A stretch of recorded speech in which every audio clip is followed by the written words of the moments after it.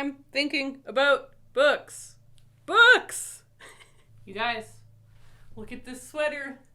You could have this. This could be yours. Hello, everybody. Today, we're talking about the last few months of the year, the books I want to read before this 2021 situation that went down ends. I'm doing the end of the year book tag, a tag I created a few years ago, because by the time we get to September, I remember, oh yeah, I had reading goals, and I only have a few months left to accomplish them in. So it's a perfect time also, though, to tell you about this sweater I made. Woo! I designed this like over a year ago, but because of COVID and shipping and me moving, I couldn't make it. But now it's time, and honestly, it's the perfect moment because fall is here. September has come, and you need this sweater. The color, how do I explain how obsessed I am with this mauvey, dusty rose? The lettering is in like a tealy, minty, bluey, greeny thing. And guys, it has a little book that I drew. It's on the sleeve.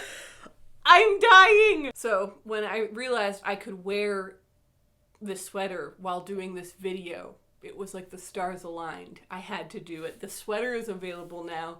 We're gonna do the tag now. So much excitement is in the air. But you know what? Maybe you're looking for some new books to read. So let's start off with our sponsor. Today's video is brought to us by Book of the Month. Book of the Month is an online book service for readers. Their mission is to promote new, emerging, and popular authors and to help readers discover books they will love. How it works is that their team vets hundreds of books every month and picks 5 interesting titles. And if you're subscribed, you get to pick one of those 5 books every month. The best thing is that it's risk-free. You can skip any month, anytime, and you won't be charged. Currently, they only ship within the US. And if you use my code down in the description, you will get your first hardcover for $9.99. The books this month include Rock, Paper, Scissors by Alice Feeney, Beautiful Country by Qian-Julie Wang, The Love Hypothesis by Ali Hazelwood, The Neighbor's Secret by L. Allison Heller, and The Sweetest Remedy by Jan Igahado. Again, use my code if you want to get that discount. Thank you so much to Book of the Month for sponsoring this video. It's time to jump into the questions. So, question number 1, my phone is plugged in, so it's kind of at a dumb angle. Are there any books you started this year that you need to finish? So if you listen to my podcast, which you should, also linked down below, you know that I start a lot of books that I don't finish. And that's just how I read. And it's funny because I think that if I wasn't on the internet sharing what I read all of the time, no one would care. Who would care? That would be a weird thing to care about. But because people are like, did she finish that? You notice. But I don't mind. But my point is there's many. And I just thought I'd mention 3 of them. The one I'm in the middle of right now, and I've been reading for a while just because there's been all this book homework I've been having to do. And I've been, like, I'm savoring it, so I'm just taking my time with it. But it is Anne of Green Gables. So I have been meaning to read this book for ages, and I'm sure that one of the times that I did this video, because I've done this video like 5 times now, every year I do this video, I'm sure that this has shown up before, because I've been meaning to read it for ages, and I'm loving it so much. I'm honestly loving it more than I thought I would. I used to just be like, yeah, I think that'll be cute. Now I'm like devoted. I am devoted. Next up, Felicity by Mary Oliver. This is so silly that I didn't finish this because it's a poetry collection. So it's very quick to read. I read about half of it and then I put it down. You can sort of see that part of it is bookmarked and then part of it isn't because I only got through half. I don't know why. I love Mary Oliver. I read Upstream this year and 1,000 Mornings this year. So more Mary, always. And then the third one is A Psalm for the Wild-Built by Becky Chambers. I really only got like 10 pages into this thing. And I was on a trip. So when I came home, it was sort of like that whole part of my brain turned off and I didn't keep going. but I had a challenge this year, again, if you listen to the podcast, you know this, to read all of the hardcovers I buy this year. So this is a hardcover, and I need to read it. So those are just a few of the books I've started and haven't finished this year. Question number 2, do you have an autumnal book to transition into the end of the year? So I actually think 2 of these books here are very autumnal. The Psalm for the Wild Build, I mean, maybe I'm just basing that off of the cover, but that might be the most autumnal looking thing I've ever seen in my entire life.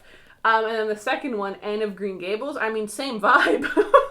So these are very autumnal. But the other one is, I wanted to mention this. I barely know anything about it. I just found this at a bookstore. I have never heard of it. I don't know anything about the author. It just really intrigued me, both because of this stunning cover and because of the synopsis. So the Exhibition of Persephone is about a character who's named Percy, who's pregnant. She hasn't told anyone, not even her husband.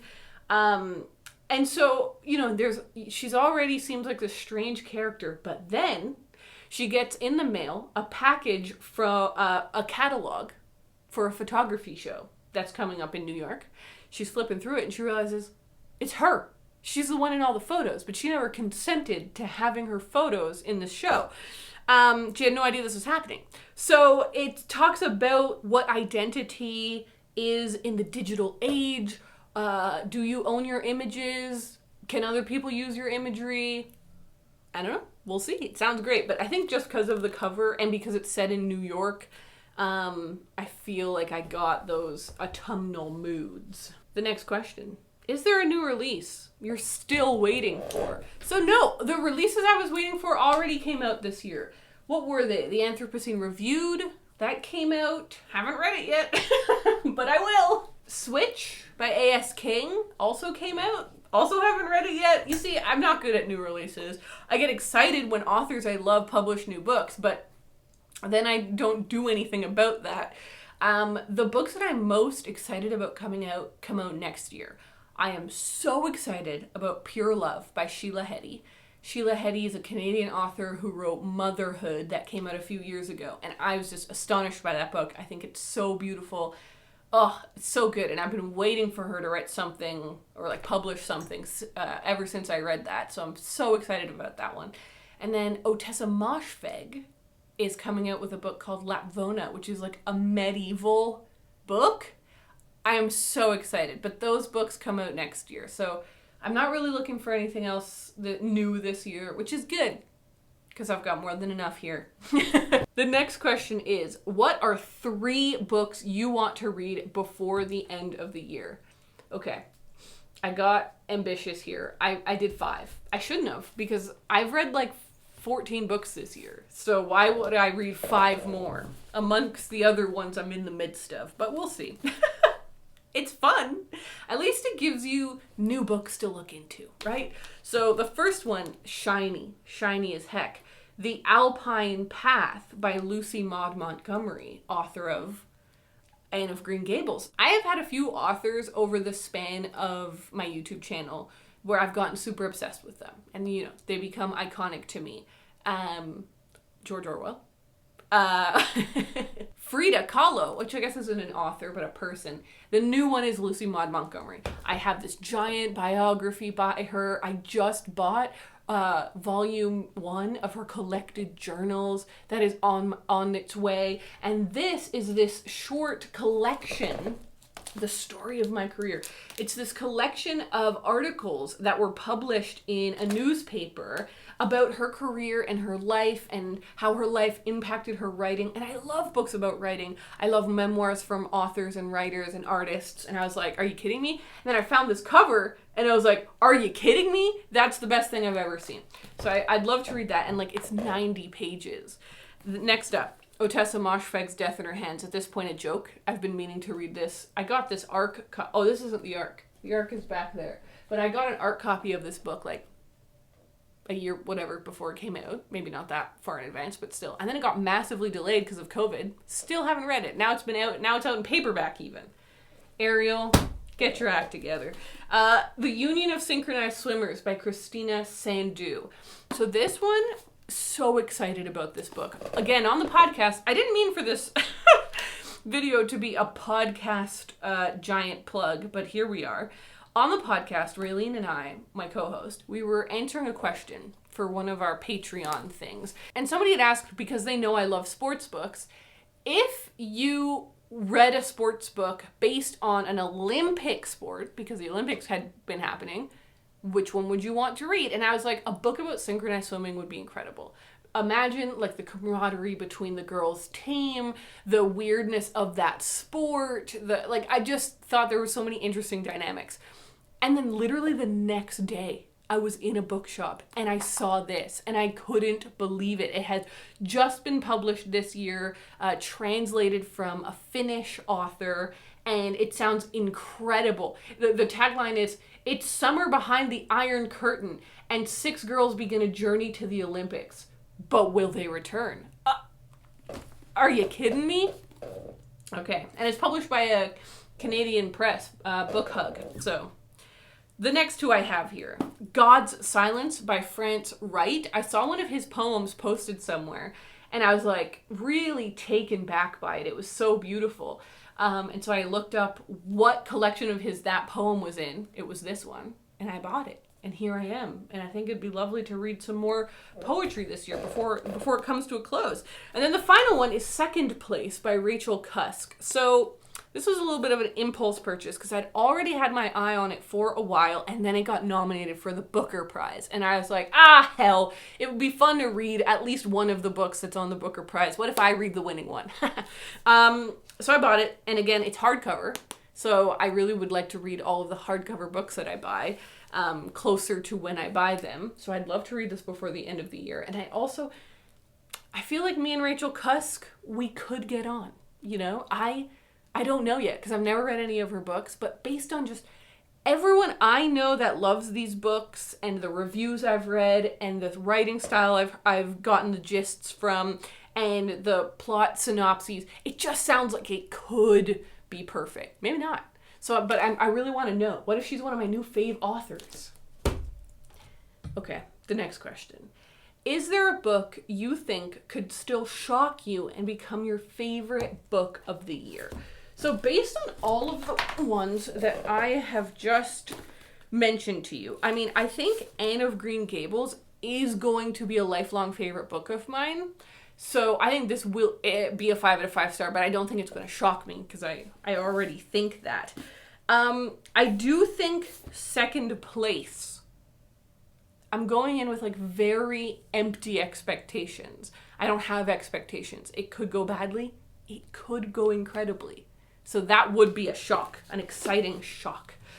All right, the last question. Have you already started making reading plans for 2021? Sort of. So one of the challenges I did this year, like I mentioned, was if I buy a hardcover, I need to read it within a month. And it has worked so well for me because one of the book buying habits I had was buying hardcovers and then not reading them for a year or two, and then the paperback comes out. And I'm like, this is such a dumb pattern because I way prefer reading paperbacks. I find them way more comfortable and pleasant to read. And then secondly, I could have saved myself $20. So I was like, this is a bad habit. Maybe this could help me break out of it. And it fully has. So I absolutely am going to carry that forward and probably just do that for the rest of my life. Like, avoid hardcovers at all costs because they're too expensive.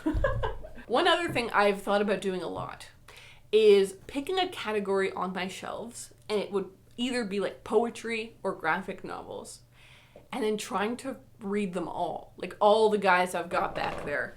All of that is poetry, and then above it, it's really hard to see on the monitor, all of that is graphic novels. So a lot of them I've read, right? I have my unread and my read mixed together. So it's not like actually that much. It's like half for each. And I think it'd be really cool to like just completely tackle a section of my shelf. So I've been thinking about doing something like that and then either chronicling that on the podcast or making a video out of that, because that's kind of a fun mission. And the third thing I've been thinking about, and it's not really like a reading goal, I guess, in the way that it's not like I want to read 50 romance books next year, or it doesn't have to do with the content genre or whatever about the book. It's more of a habit. I really want to form a habit, in fact, about reading. This is something that I've been struggling with over the last year, and it makes perfect sense. Very turbulent year, moving, renovating. Because I've been renovating this old house for a long time, I didn't have an office. I didn't have a living room. I just had a bedroom. Well, at the beginning, I didn't even have a bedroom.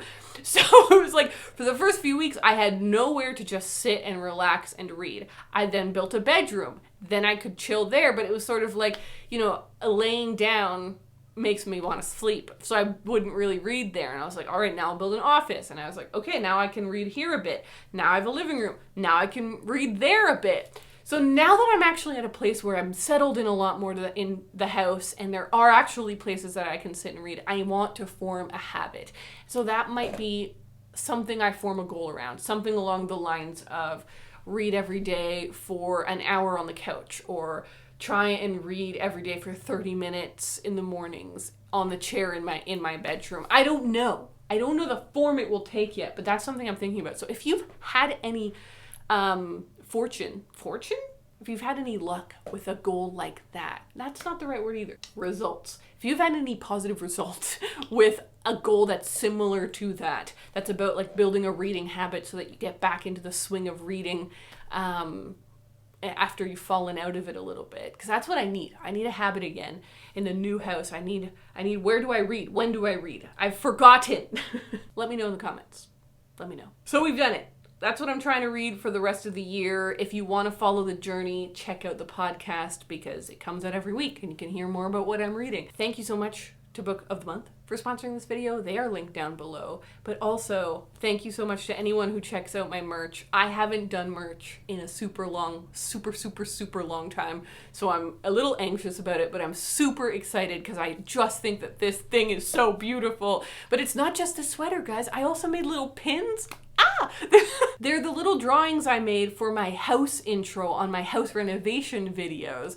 And I love it because I made this series for myself, but so many of you have joined me for this journey.